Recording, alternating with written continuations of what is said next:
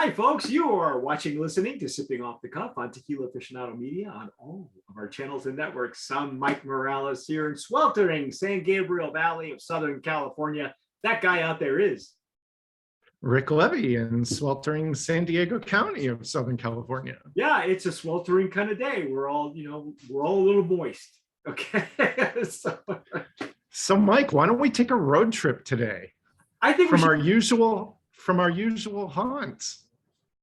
That's a good idea. Shall we go a bit further south? Where would you like to go? Maybe Oaxaca. Oaxaca. Okay, I'm game if you are. I've always wanted to see the Pan American Highway. Does it even exist anymore? I don't know. So, but yeah, we're going to Oaxaca because this afternoon, this morning, we are going to be dissecting and tasting a brand new mezcal. This is so new, folks, that there is nothing printed on the bottle. Okay, it's called Lord Diego Mezcal, and it's not because it's in San Diego, although he's local, isn't he? I have to read the information, but Lord Diego Mezcal. Look at that. Isn't that cool? Very cool. Very cool packaging. I got it. You know what? So new. Nothing written on the bottle yet. Nothing on the bottle, folks. There's a story, which we'll get to, but as usual, we're gonna drink the juice first, and then we're gonna worry about the story, because the story is always secondary to the juice. And I haven't even. This is a look at that. See, it's got nothing except beautiful bubbles. Nice bubbles on the top there. Look at that. Wow. And as you can tell, I have a brand new ring light. I'm so happy. Yeah, we found money in the budget. Anyway, we're gonna pop the seal here on this one really quickly. We're gonna taste it, dissect it. I do have additional information that I can impart to you folks who are watching. This is it's a high proof mezcal, so I'm kind of looking forward to it. But we do know the region, we do know where it's coming from, we do know the ABV. It's just this gentleman, and I'll get his name in a second. I'll be able to read you all that information. He was so anxious to get this to us that it, as soon as it came off the truck, that's when we got it. Straight out of the still. Straight out of the still, basically. So, and we'll tell you if that's copper pot, or if it's olla de barro, which is one of my favorites. The more ancestral, the better off I am. So, ooh, did you smell this already? No, I haven't popped it yet. I was waiting. Pop the cork. I just broke the seal on mine. Ooh, I like it. It smells like espadín. But I'm gonna pour it in our tazo jarrito for mezcal, which has got a little wider mouth surface, because this is coming in at a much higher proof. Look at that lingering bubbles. What is the proof, Mike? The proof is in the pudding. No, wait. The proof of this is 49 ABV. That's almost still strength. I mean, that pretty much is still strength. 98 proof. 98 proof, ladies and gentlemen. Just the way God intended. I can't. The aroma is delightful, and yes, it is espadín. Yeah. It is coming from the San Luis del Rio, Tlacolula de Matamoros, Oaxaca. Boy, that's a mouthful, man. That's a lot to say. Right. So check it out. Can you see? Oh yeah. I got some really nice legs and tears. The aroma is so beautiful. It is. I don't even have this glass near me. And it's just wafting, nothing but plant. It's bright, lighting up the room. Wow. I'm trying to show the legs and tears. My lighting is actually pretty good today. There we go. Look at those legs and tears, Rick. Nice. Now, with legs and tears, when we look at that, we look at three key elements, and one of those is the legs and tears. And it's not necessarily an indicator of quality. It's more of an indicator of what it's going to taste like and feel like in your mouth, more likely your mouth feel. So if it's thin and runny, it's going to be a little bit more silkier. If it's thick, it's going to cling to your palate. It's going to do what it's supposed to do. And generally speaking, Rick, all the mezcals that you and I have ever had, they've had some great legs and tears and some beautiful mouthfeel. Because, Right. you know, and this is coming at a higher ABV. So you're looking at as much plant as you could possibly get in your mezcal. So, oh my God, it sings. It says hello. It does. The espadine is really lighting up. Yes. And we haven't even, I just broke the seal on this, as you saw. It's almost like it doesn't even need to open up, and aerate or anything. Exactly. It's beautiful. There's no heat coming off the top of it. Yeah, there's no alcohol. It's not sharp at all. It's just you break the seal and it's ready to go. It's like ready to drink, only not. You got to be careful. That this is a high proof, folks. So I will tell you, 49 ABV. You don't want to mess with this. And the beauty of these glasses is you don't need a whole lot to gain a whole lot. It's plant, it's green, it's vibrant.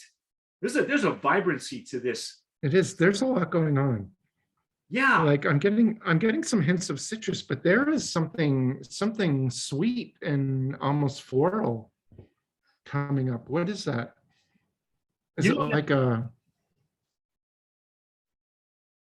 I'm getting at the bottom, I'm getting some minerality, slight minerality. I mean, it is going to bloom. Eventually it will bloom just like a tequila, like any other agave spirit. Once the air hits it, it's going to aerate a little bit more. But it's so beautiful just right out of the bottle. Just, pop the cork. I'm getting some really sweet floral notes. Yeah, I see what you mean. It's very, very, well, it's green and floral. Would you say fruity? Is this like a tropical fruit, maybe? Yeah, I think you could say it. I mean, I'm right over here and I can smell it. I'm like, right from here to here. This has got to be like what, 10 inches, 10 inches? Yeah. And it's not off-putting. It's not, there's virtually no smoke. There's no smoke detected, no fusel oil, nothing. Let's call it mango blossom. Yeah, it is. It's kind of like a mango, like a tropical fruit. Some people would say maybe even pineapple. I don't know if I'd go that maybe that bright. No, because it's not that citrus. The floral part, it's not as citrus as like a pineapple. Okay. It's more like a very ripe mango almost. So it's a denser kind of fruitiness, but not stone fruit. It's not like a green apple or anything like that. Not to me that's not what it is. See, on this side, I'm getting a little bit more of I'm getting earth. I'm getting a little clay maybe. And as we go through this tasting, I'll get more into the information that was sent to us. I'm going to. Can you imagine? I'm just thinking like when this stuff hits like water and mixers, those aromas would just explode. Yeah. So if you're a mixologist and you're looking for something, with a really, really big aroma, it's like you put this in your drink and it's going to be huge. It's just, oh my God. And just to see the legs and tears on this thing, even in my glass, it's like the more it opens up, the thicker these legs and tears get. Wow. Holy cats. You want to try and dive in a little bit and see what we get on the first pass? Let's go. Let's do it. Here we go.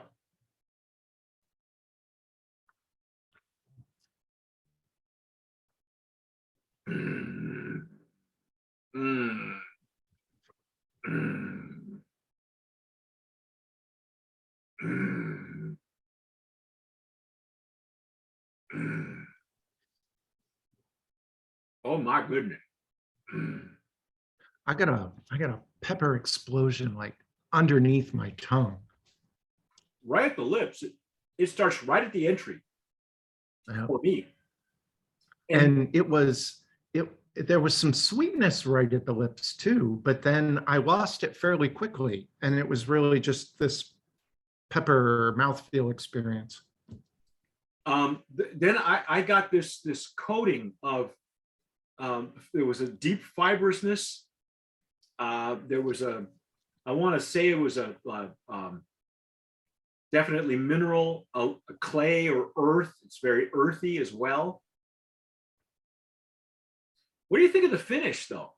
It came in rather aggressively on the mouthfeel right at the entry, but it's not giving me that warm fuzzy right now. I'm not sure why, but Yeah. I just took a second sip and I'm getting a much bigger experience on the palate right now. But yeah, I'm not getting a lot into the finish. I'm not getting that warmth going down, but I'm getting like a full palate kind of explosion of the pepper. the retronasal really started with the fibrousness and the denseness of the plant, and now that I don't have anything in my mouth right now, I can see where there's an underlying bit of smoke. It's doing what it's supposed to do, is coat the palate nicely, not unlike a couple of puffs from a cigar where you're not puffing in a cigar, but the flavor and the senses stay coated. Um, that's Mm. the mark of a Now I'm great. getting some nice numbing around the gums. Oh yeah, yeah. I got to go in again. You've already had two passes here.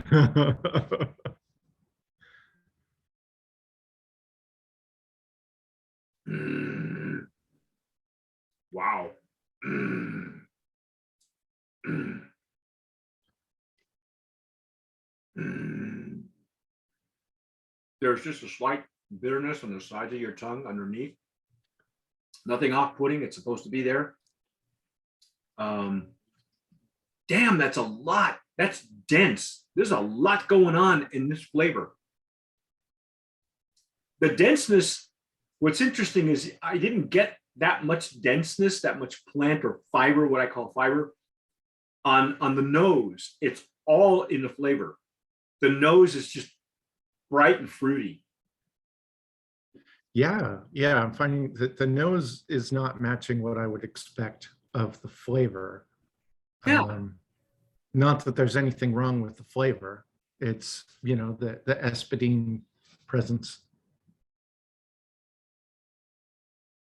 that's really, I gotta say that sounds really balanced. And now that I've had a couple of 2-3 passes and it's beginning to coat my palate, that little bit of bitterness on the sides of my tongue are there. It's okay. It's not off-putting. Um, some people will call what they're sensing in their mouth after they've swallowed their sample as smoke. That's residual, probably, along with earthiness. And I'm getting clay. It's like there is an earthiness like wet cement clay, a little bit, not a lot. I think it's more minerality, probably. Did But they, do you think they distilled in those ancestral clay pots? let me check. I'm going to look at the information that we got sent, and bear with me here as there we go. Let me turn this up a little bit so I don't have to wear my glasses to do this. Oh, never mind. I'm gonna have to wear them anyway. Okay, so the gentleman who made this happen for us, his name is Gary Diego, and he says, I just sent you a bottle of Lord Diego Mezcal, and you should have it in a few days. Let's see. I am part of the family that owns Lord Diego Mezcal from Oaxaca. My family's from Tlacalula de Matamoros, Oaxaca. My family's been producing mezcal in Oaxaca for quite some time. He doesn't tell us how long. And we have decided to now get our installation certified to start exporting. It is a lengthy process of the paperwork, and that explains why our bottle doesn't really have a whole lot on it. But I understand that they've speeded things up to get it to the market as soon as possible. Okay. Excuse me. What I sent you is a mezcal artesanal, not ancestral, made with espadín. This is our Joven expression from San Luis del Rey, Tlacaluda, and Matamoros, Oaxaca. It is at 49 ABV. This is where we found our sweet spot. Sweet, strong, and smoky. He's calling that smoky. I hope you enjoy the mezcal as much as we enjoyed making it for you. That's all the information that we got. And that says plenty. It doesn't tell us who the hand of the maker is. I'm assuming it's family. If it's artisanal versus ancestral, they're still fermenting with fibers, pretty much. If they could use a shredder, I'm going to assume they're using a tahona, because they can use one or the other. When it comes to ancestral, the difference between ancestral and artisanal is our ancestral, there's no metal that touches the juice or the plant. It's all, rock, clay, paper, rock, scissors, right? But when with artisanal, they do allow the maceration happening with a shredder, and by and large, even the artisanal brands will ferment with the fibers. They don't necessarily distill with the fibers like some ancestral will do, but this has got a flavor that's almost ancestral. This really walks that border. Wow. Yeah. I'm enjoying that minerality. It's like you and I review a lot of tequilas from Amatitan, which is known for its minerality, and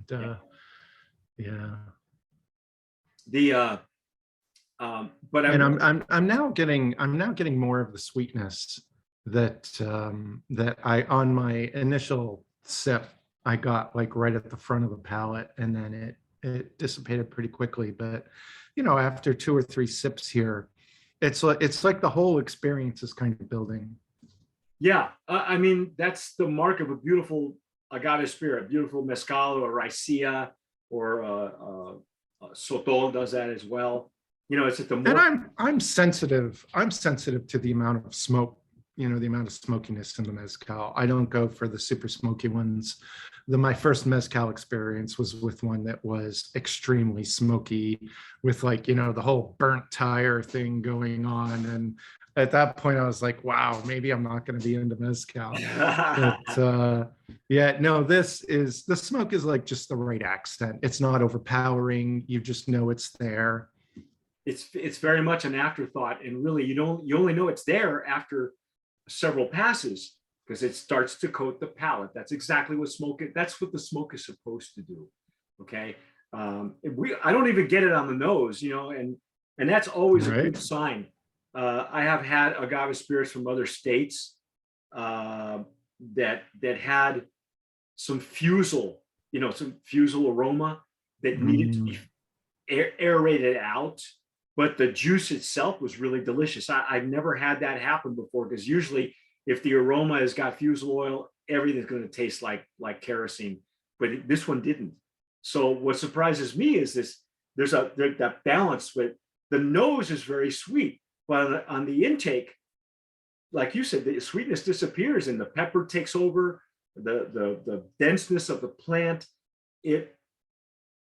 He's calling it artisanal. I want to know more about the process. I really do, because it's coming across like an ancestral. It's got that deep, layered character that we've had it with ancestral mezcals before.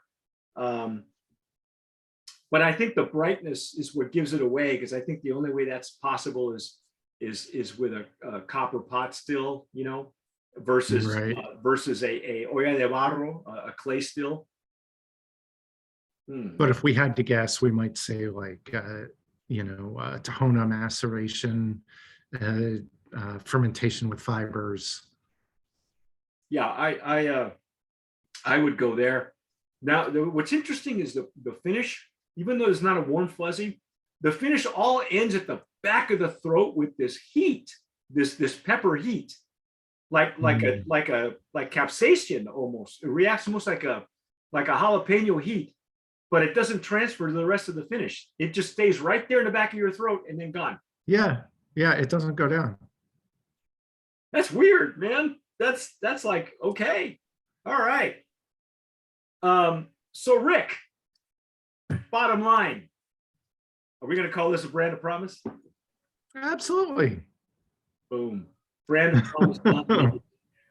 I can't I Yeah. can't express how delicious this is.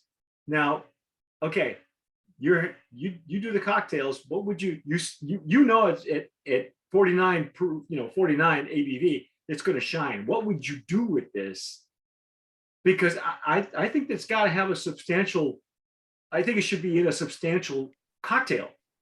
I think it's too substantial for like a Paloma or something like that. Or would you go that far? Yeah, yeah, it would just completely take over a Paloma, and just overpower everything, especially with the aroma. Um, I'm not quite sure. I haven't done as much mixing with mezcals, but yeah, I know there's some very talented mixologists out there that are always looking for good material to work with. Um, I'm trying to think. I mean, it's the nose is right in Like the. you want to have something. It's like I would want to have something that's, definitely something that's probably chilled, something with some kind of citrus accent to it, probably with like sal de gusano around the rim. Oh yeah, Um, something that really would take you, further from the sort of sweeter citrus drinks that we're used to, and, bring in some of those other, more varied things that you can bring in.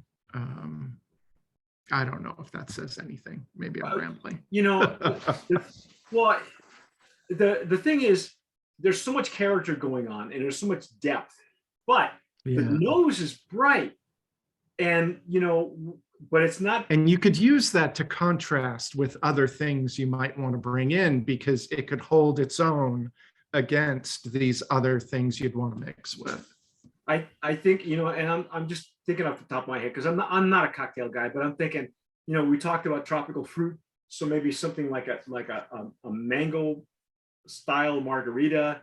Um, but I think this would hold up with some really unusual margaritas. I mean, there's avocado margaritas, things that are Yeah. thicker. Um, there's a lot of people doing like chocolate. What was it? Chocolate martinis or something like that. This thing would really shine with deeper flavors. Right. Um, I don't know.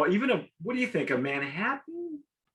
Yes, no, maybe, or am I just you know? I wonder about maybe a Rosita, like a Mezcal Negroni. There you go. That's it. That was the cocktail I was thinking of. Not necessarily the Manhattan, but the Negroni. I think that's a good idea. I hadn't thought of that because then you can even light the orange peel, and Yeah. add the smoke that it already has would be enhanced with a little bit of that orange oil, orange rind. Uh, Yeah. You yeah, I could think even do some interesting things with this along the lines of like a Bloody Maria or something. well, yeah, because it'll stand up to that for sure, man. Um, You could certainly have this alongside some sangrita. Not that you need it, but it's that kind of powerful contrast that this could stand up with. yeah, I agree. Even you know what? Even with dried meats, cheeses, charcuterie, Oh yeah. just on itself, and with I think I would go meats myself, meats and cheeses that were a little bit denser. I think it'd be a great food pairing. Ooh, I'm thinking olives. Yeah, yeah. Even though there's no brininess either, it doesn't have that brininess. But yeah, is there such a thing as a mezcal, a mezcal martini, where you like, There's gotta be. there's gotta be. Right? Anyway, Yeah, you I could know have we're. like a dirty mezcal martini. Oh, Oh, oh, oh, I like that idea. stirred, not shaken. Stirred, not shaken. I might have to go do this right after this. Just call him James. James Bond. You could use the jalapeno stuffed olives and Yeah, that's what I was thinking. I'm thinking dried meats. Dried. You could go dried fruit, like dried tropical fruit. Like the dried peaches and the pineapples and the mangoes. That you get like in trail mixes, but they don't have. Or if you're doing them yourself, you're drying them. You have a dehydrator and dehydrate your own fruit. I think, but I think you're onto something with like the cured meat and cheeses and maybe even nuts, because it is dense enough. It's got that fibrousness where you could almonds, maybe something denser, some other type of nut that's got a little bit more character. Cashews, I don't know. Yeah, we're just shooting in the dark, but this is lending itself to a lot of possibilities. Now, here's what I'm going to tell you. We don't have any information as to where this is available, if it's available. We don't even have a price point, folks. So I got nothing to tell you. All right. But if you're watching us on YouTube, or you're listening to us on the podcast, shoot us an email or send us a comment right there on the bottom. Don't forget to subscribe and hit the notification bell. Give us a like, because that helps with the algorithm. But if you've had it, tell us what you're doing with it and what you're paying for it, because I got no clue. Because see, that's the other thing.